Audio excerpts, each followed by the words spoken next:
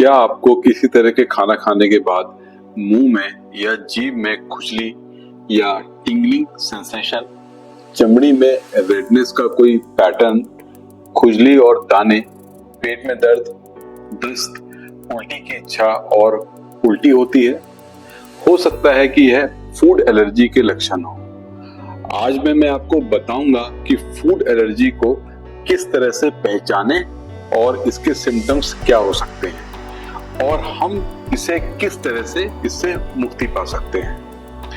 Video के अंत में मैं आपको बताऊंगा कि इसे आप जड़ से किस तरह से खत्म कर सकते हैं। फूड एलर्जी एक इम्यून मीडिएटेड रिएक्शन है जो किसी भी खाद्य पदार्थ से हो सकता है। फूड एलर्जी की वजह से एक मरीज में काफी तेजी से पैदा होने वाली समस्याएं आ सकती है, जिसको हम बोलते हैं एनाफाइलैक्सिस। और यह भी हो सकता है कि यह जो समस्याएं हैं वो काफी लंबे समय से चल रही हो, जैसे एटोपिक डर्मेटाइटिस या इसिनोफिलिक इसोफेजाइटिस। किसी भी तरह का फूड प्रोटीन एलर्जी को ट्रिगर कर सकता है, जैसे milk, egg, peanuts, nuts, fish, shellfish, white soybean आदि। जब आपको फूड एलर्जी की समस्या होती है और यह आपको वह पहली बार फूड कंज्यूम करने पे हो रही है, तो आपका इम्यून सिस्टम उस फूड को हानिकारक समझकर एक IgE mediated immune response generate करता है। इस फूड पार्टिकल को हम एलर्जन कहते हैं।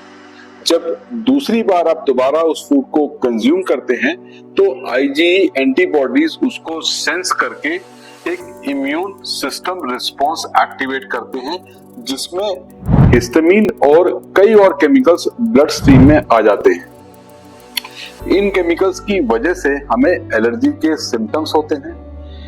इसमें पहले एक्सपोजर को हम सेंसिटाइजेशन बोलते हैं और जो आगे एक्सपोजर होते हैं उनमें मरीज के सिम्टम्स हर बार बढ़ते ही जाते हैं। फूड एलर्जी में कई रिस्क फैक्टर्स होते हैं, जैसे जिन मरीज को फूड एलर्जी होने की संभावना होती है उनमें family history of food allergy हो सकती है।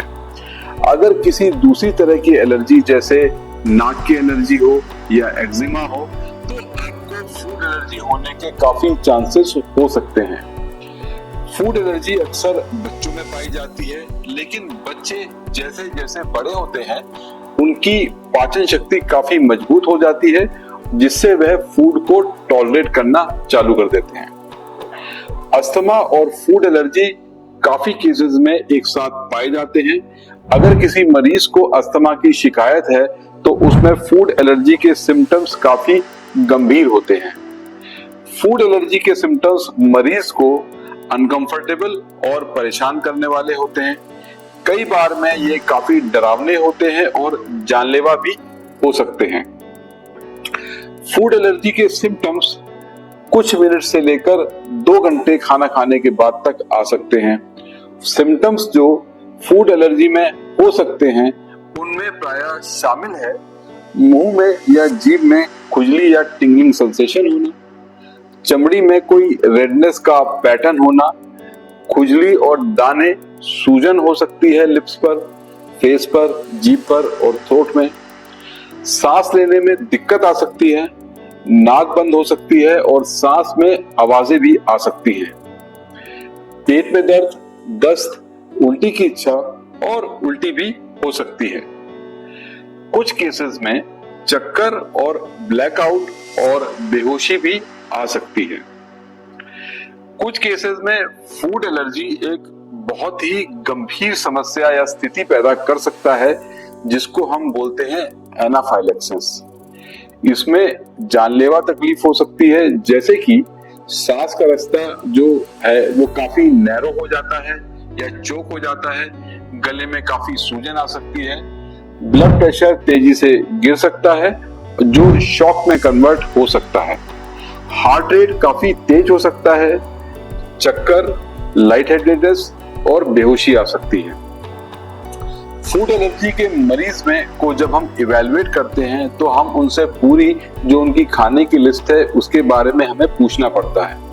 नंबर 1, जो उनको लगता है कि उनसे एलर्जी हो सकती है, उनके पकाने के तरीके के बारे में पूछना होता है।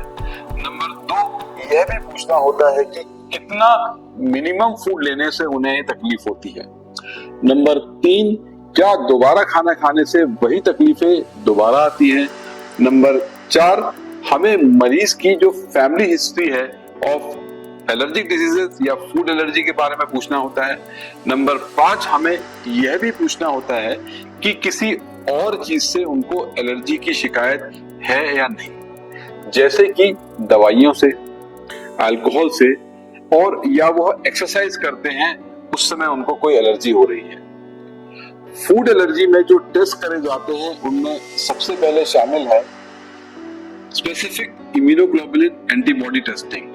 इसमें जो दूसरा टेस्ट है वो है स्किन प्रिक एलर्जिक टेस्ट, और जो तीसरा टेस्ट है वो है इंटरडर्मल टेस्टिंग। चौथा है पैच टेस्ट। फूड एलर्जी का एक ही इलाज है और वह है स्ट्रिक्टली उस फूड को अपने खान पान से हटा देना। किसी भी तरह के फूड एलर्जन के संपर्क में नहीं आना चाहिए।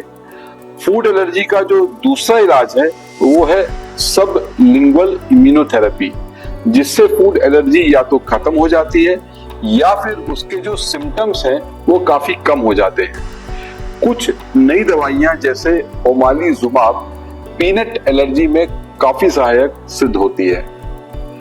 तो दोस्तों, आपने जाना कि फूड एलर्जी क्या होती है, इसके किस प्रकार के लक्षण और साइंस होते हैं, और इसका बीमारियों के साथ क्या लिंक होता है, और क्या टेस्ट कराए जाते हैं, और इसका इलाज क्या है।